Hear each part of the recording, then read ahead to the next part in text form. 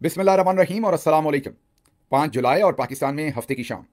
आज की अहम तरीन खबरों में सबसे पहले बात करते हैं 9th मुहर्रम। जी हाँ, 9 और 10 मुहर्रम को पूरी दुनिया में जहाँ जहाँ भी इंसान आबाद हैं और स्पेशली ऐसे इंसान जो दर्द दिल रखते हैं, वो करबला के जुल्म को और वहाँ पर मजलूमों की हक तलफी जो हुई थी उसको याद करते हैं। पूरी दुनिया में बसने वाले इंसान उस गम को महसूस करते हैं जो करबला के मैदान ने इस दिन देखा, और कोशिश करते हैं कि हमेशा मजलूम के साथ खड़े हों, जिस भी हैसियत में खड़े हो सकें, भले आवाज़ उठाने की हैसियत में या दिल में उनके बारे में अच्छा ख्याल या दुआ करने की हैसियत में।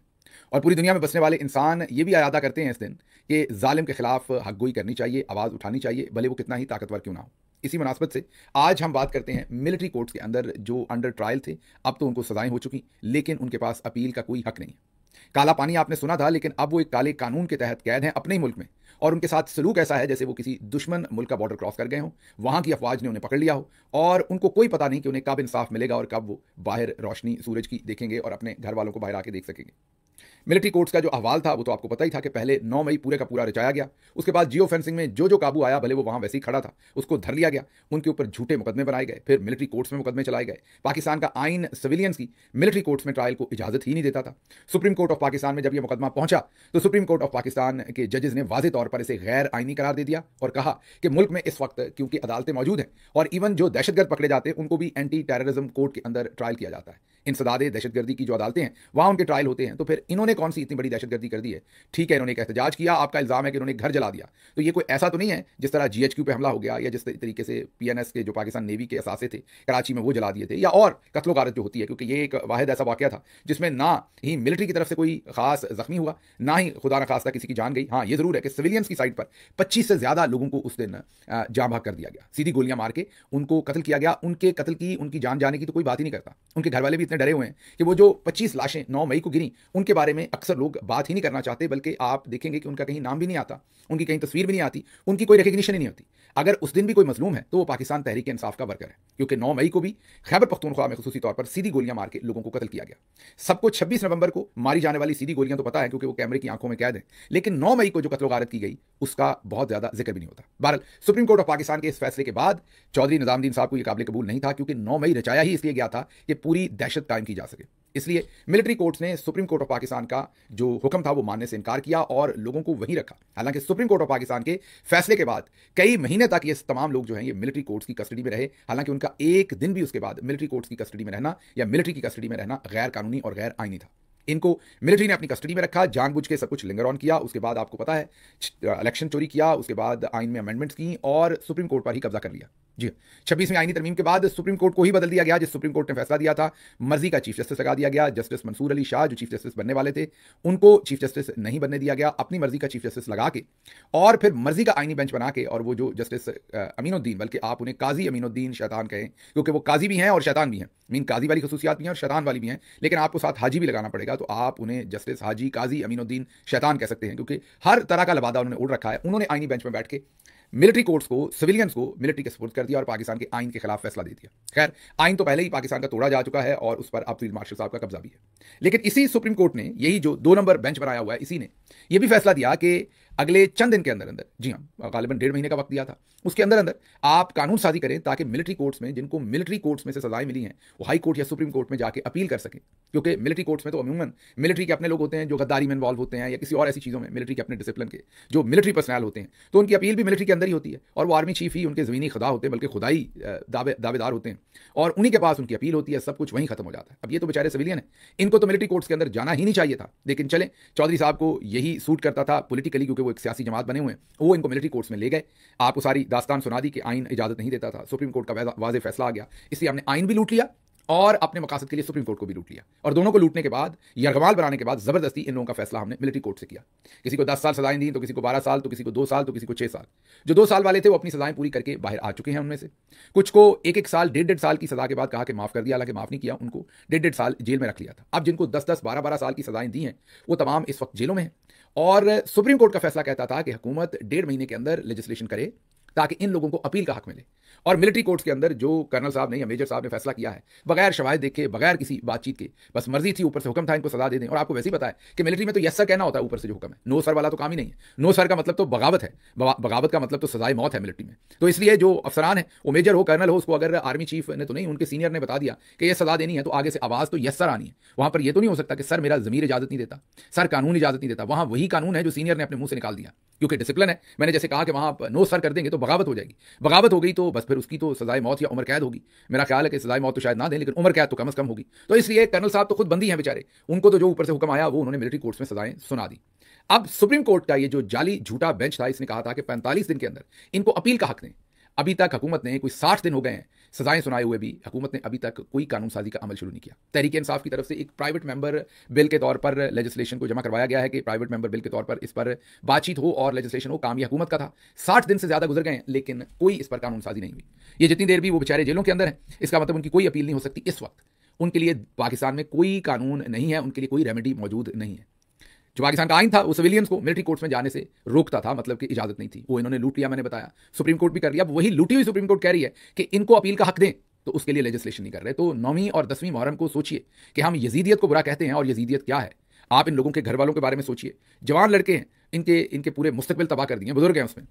शुक्र है किसी खातून को मिलिट्री कोर्ट में इन्होंने सजा नहीं दी। दिल तो इनका पूरा था कई लोगों को लेकर जाने का, लेकिन शुक्र है चलें कुछ ना कुछ सेंस प्रिवेल हुई, और ये पूरे का पूरा जो अपना इन्होंने स्क्रिप्ट लिखा था उसमें बेचारी खवातीन को कहीं फिट नहीं कर दिया।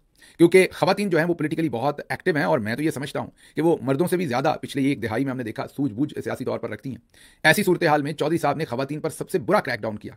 आपने देखा कि उन्हें जेलों में कैसे रखा, उन्हें कैसे हरास किया गया, ताकि घर में बैठी दूसरी खवातीन जो है उस सियासत से तौबा कर जाएं। और जो पिछले 10 साल में पाकिस्तान की खवातीन ने सियासी अमूर के अंदर ज्यादा दिलचस्पी लेना शुरू की है, उसको किसी तरीके से रोक दिया जाए।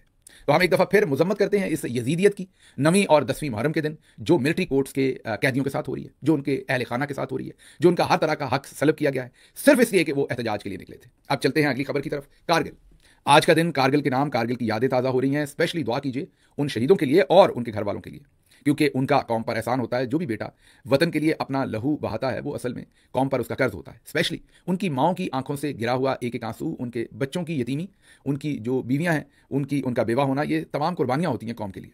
हम कैप्टन कर्नल शेर खान की बात करें, या हम अपने दूसरे उस दिन के शोहदा की, कैप्टन हसीब की बात करें, या दूसरे लोगों की, तो आज भी दिल खून के आंसू रोता है। पूरी पाकिस्तानी कौम जो है वो महसूस करती है अपने इन शहीदों की कुर्बानी को भी, और इनके घर वालों की कुर्बानी को भी। आज के दिन जब करबला में अपने प्यारों की शहादत का गम हर मुसलमान, बल्कि मैं तो कहूँगा हर इंसान जो हज़रत इमाम हुसैन और उनके साथियों के साथ जो हुआ उसको महसूस करते हैं, तो इस दिन कारगिल के अंदर हुए हमारे शोहदा और उनके ख़ानदानों के गम को और भी ज़्यादा महसूस किया जा सकता है।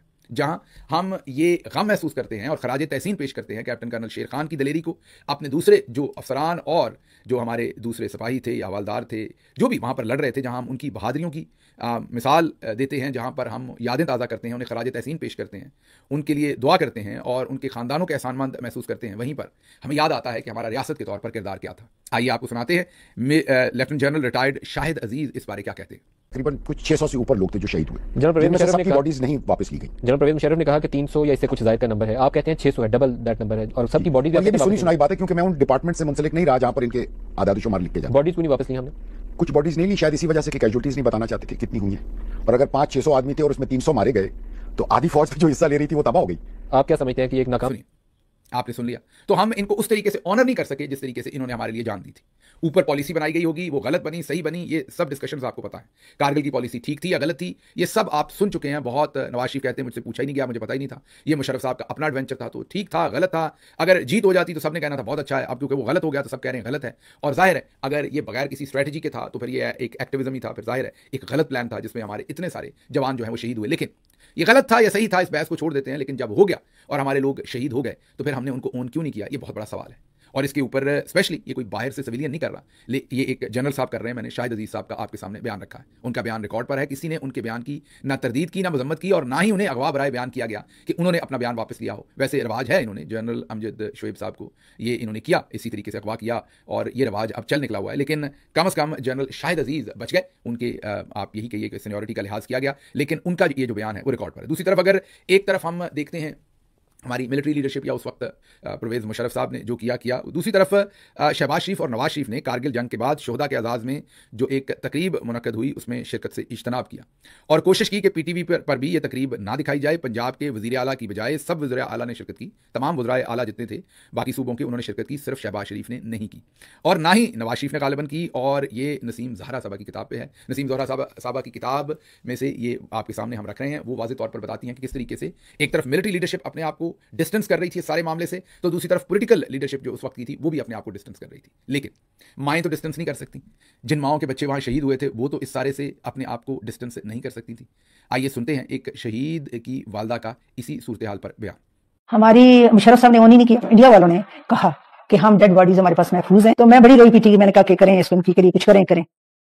सुन लिया आपने, वो वाज़ेह तौर पर कह रही हैं कि मैंने तो बहुत शोर मचाया कि हमारे बच्चों की जो बॉडीज़ हैं वो वहाँ से लाई जाए, उनके जस्ते खाकी वापस लाए जाएं। सोचें एक माँ जिसका बच्चा शहीद हो गया वो कैसे तड़प के उसने ये फरियाद की होगी कि उसके बच्चे की जो जस्ते खाकी है वही वहाँ से वापस ला के दिया जाए। तो ये वो सूरत हाल है जिस पर कौम कभी ज़्यादा बात नहीं करती, इसलिए नहीं करती कि अपने पेट से कपड़ा उठाएं तो अपना पेट ही नंगा होता है।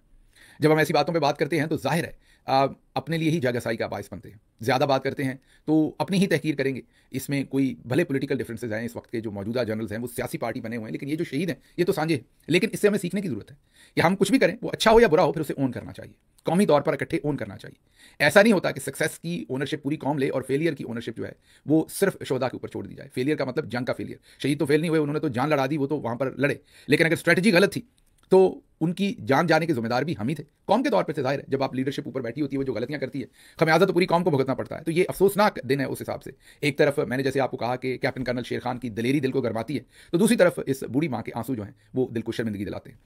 आगे चलते हैं इसी सूरत हाल में 9th और 10th मुहर्रम, जहां हर एक आज से सैकड़ों साल पहले वाला यजीद, क्योंकि वो जिंदा नहीं है, वो मर चुका है, उसका नाम लोग अब हकारत से लेते हैं। उस यजीद को बुरा भला सब कहने को तैयार है क्योंकि वो अब कुछ कह नहीं सकता, ना इनको फायदे दे सकता है ना नुकसान दे सकता है। लेकिन जो आज की यजीदियत है, जो आज यजीदियत के असूल है, उनके साथ ये तमाम लोग खड़े हैं।